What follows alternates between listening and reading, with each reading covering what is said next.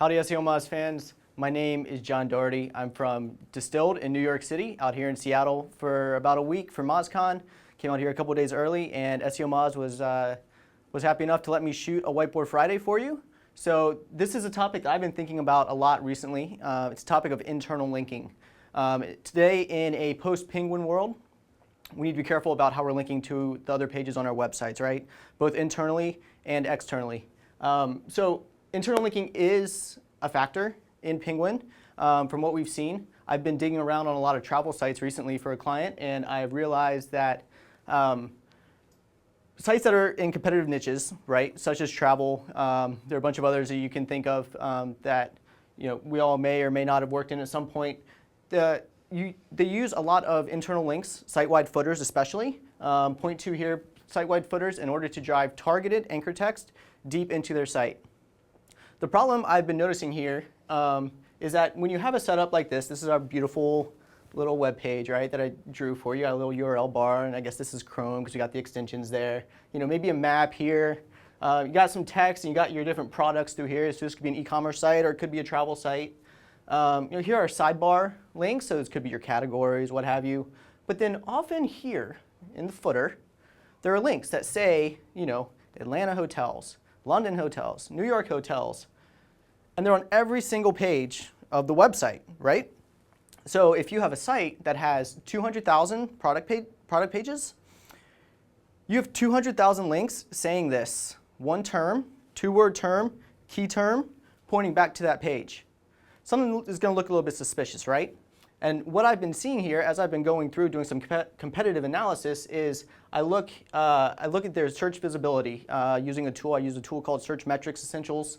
And I look, and a lot of them, their traffic is going up. It's ticking up, right?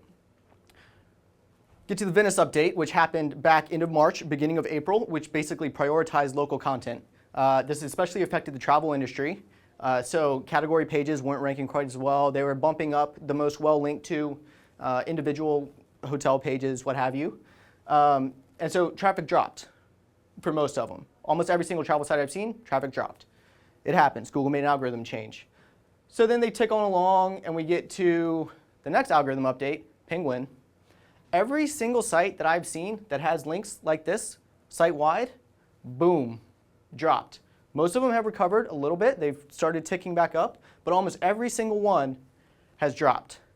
Sites that didn't, that are not linked this way, might have seen a little bit of a dip, but by and large, they were good, right? So what's going on here? The only thing I can think of when it comes to internal linking that I could see on these sites was these site-wide footers. They're also doing this externally. So a lot of these brands especially have microsites, right? Individual hotel sites, let's keep with the hotel example, individual hotel sites that are linking back using the exact same footer as is on the main website. Same terms, every single page on those sites. Multiply this by 4,000, 5,000, 10,000. Once again, you have thousands upon thousands of links saying these terms. This is a problem. So today I want to talk about smarter internal linking. How can we link to our important pages in a smarter way? So I have a few points for you. How can we be smarter? This is the question we should ask ourselves. How can we be smarter about our internal linking? Question number 1, go back to the user. What would the user expect to see, right? Google wants to reward a good user experience. They want people to be able to find what they want to find as quickly as possible. So I always start with the user. What is a person going to expect to see?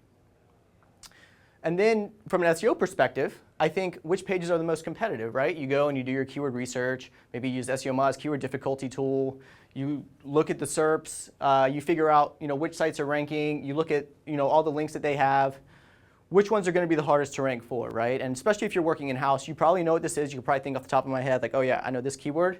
This one is going to take a lot more, not only external links, but also internal links, right? So which pages are the most competitive? You need to prioritize those, but not the way that I just showed you. And the third point is think about your taxonomy. So think about the page types on your site. I've drawn out here a little site architecture for you, right? So we start with our home page, and then this is another page type of ours, right? The category, and then we have the product, and then we say have the product detail. So if we're keeping with the hotels example, it's going to be your homepage, domain.com, your category, domain.com/London hotels or language/London hotels, what have you. Product, so this is going to be a hotel page, right? Product detail, this could be like amenities for the hotel or something like that. It's a sub-page of your product page. So obviously, these are going to be your most important pages, right? They're higher in your site architecture. They're going to be more useful to the users. These are going to be the ones Google wants to serve up for the competitive search terms. So we link to as many of those as we can off the homepage, right? But if you have 1,000 of them, how are you going to be able to do that, right? If you have hotels in every single city in the United States, there's no way you can link to all of them from your homepage, nor would you want to, right? You're diluting your link equity basically irreparably. So here's another category page. This guy's sad. He's like, what's going on? I'm getting no love at all. And then he's got product pages underneath there who are also getting no love. I'm not going to link. First of all, this isn't going to be my most competitive term, right? It's probably going to be like second-tier competitiveness. I'm not going to link to this guy. Let's say, this is London, this is Atlanta, this is New York, this is Boston, right? I live in New York, and there's a New York-Boston little feud going on. So we'll make Boston second class. If you're from Boston, I apologize. I love you guys. But I don't want to link to the Boston page necessarily from the London page, right? From an individual London product page.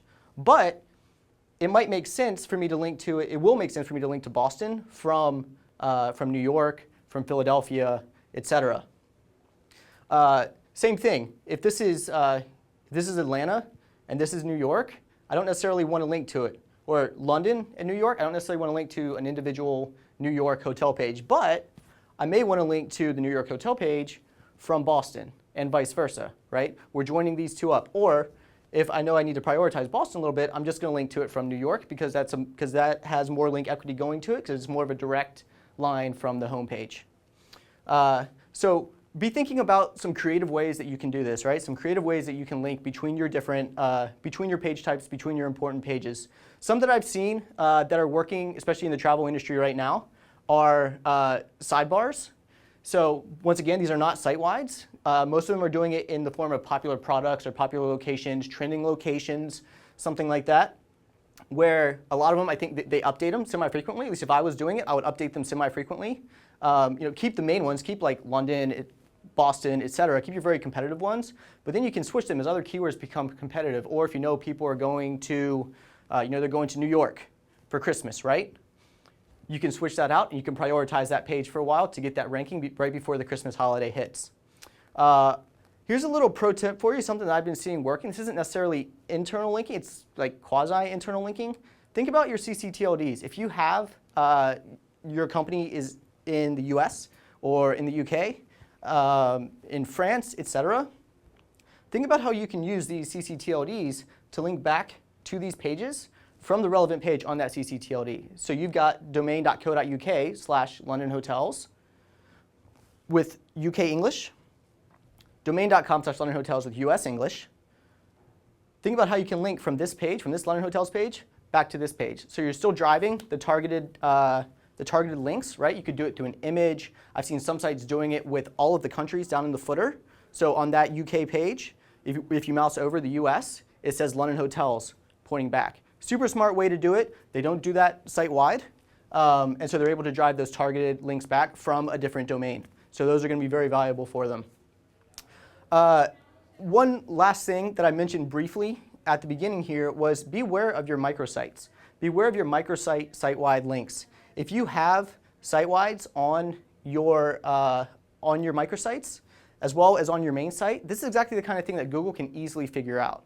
They can look, they can see everything, right? They can see the code, they can see the way that it's structured, they can look at the who is information, and of course, we can do things to try to finagle and try to trick Google, but those are only going to last for the short term. So think about building for the long term. Microsite site-wides are not really working anymore from what I've seen. So be aware of these and think about the taxonomies within these as well. So you can still link. Think about these the same as you would think about your ccTLDs, linking to the relevant pages back on your main website. So now I want to get a little bit bluebird for you, right? I want to think a little bit big about if I were Google, what would I do if I were Google? If you were Google, what would you be wanting to see, right? How would you want people to structure their sites? How would you want people to link? What kind of content would you want on there? And then how should people link between all of that, right? Google wants the best user experience. So if I'm doing that, if I'm trying to serve the best user experience, I'm not necessarily going to have a travel guide on another page. If I have a London hotels page, why am I going to have a travel guide that I'm sending people all around? It's bad from a user experience, it's bad from a conversion experience, etc. I'm going to want all of that right there, right? So if I were Google, I'd be looking to rank sites that are like a London hotels page that also has a travel guide on there. I saw one site doing this recently. I was like, light bulb, brilliant. Put your travel guide there on the page. You get links saying London hotels travel guide, London hotels, hotel travel guide.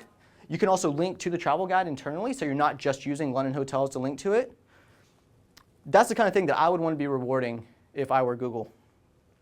So in summary, I hope this Whiteboard Friday has been helpful to you. I hope I've given you some things to think about when it comes to internal linking. Feel free to tweet at me, DohertyJF on Twitter. Email me. My email is on the Distilled website. Once again, I'm John Doherty from Distilled, New York City. It's been a pleasure. Please leave your questions and comments down below. Thanks.